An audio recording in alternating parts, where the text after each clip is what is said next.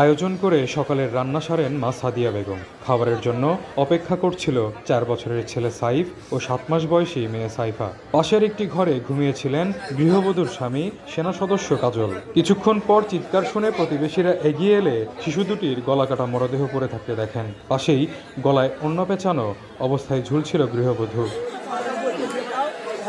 স্বজনরা জানায়, ছুটি পেয়ে গত বৃহস্পতিবার বগুড়ার শাহজাহানপুরে বাড়িতে আসেন কাজল। বাড়ি ফিরে পারিবারিক বিষয় নিয়ে স্ত্রী সাদিয়ার সঙ্গে ঝগড়া হয় তার। মঙ্গলবার সকালে ঘর থেকে উদ্ধার করা হয় মরদেহ।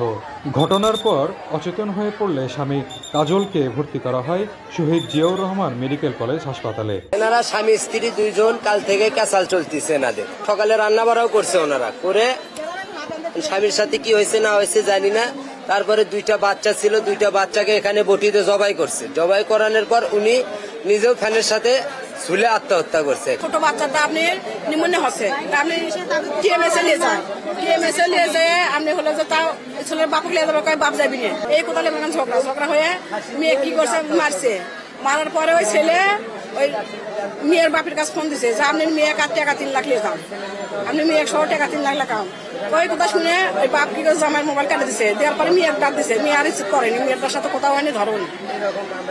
তারপরে মনে করেন আজকে আমরা এই ঘটনা শুনলাম। জামাই ফোন দিয়ে বলছে যে ওই 3 লাখ টাকা নিয়ে আপনি মেয়ে নিয়ে যান।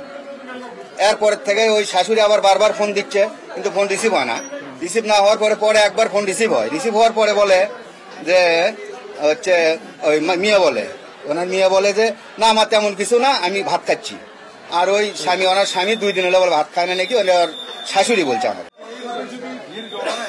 খবর পেয়ে পুলিশ মরদেহ 3টি উদ্ধার করে হাসপাতালের মর্গে পাঠায়।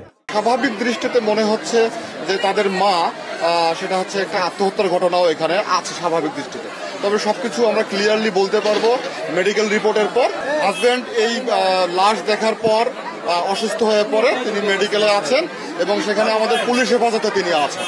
5 বছর আগে শাহজাহানপুরের খলিশাকান্দির কাজলের সঙ্গে পারিবারিকভাবে বিয়ে হয় সদর উপজেলার ভান্ডার পাইকার গ্রামের সাদিয়ার। জজিফ হোসেন প্রতীক, স্টার নিউজ, বগুড়া।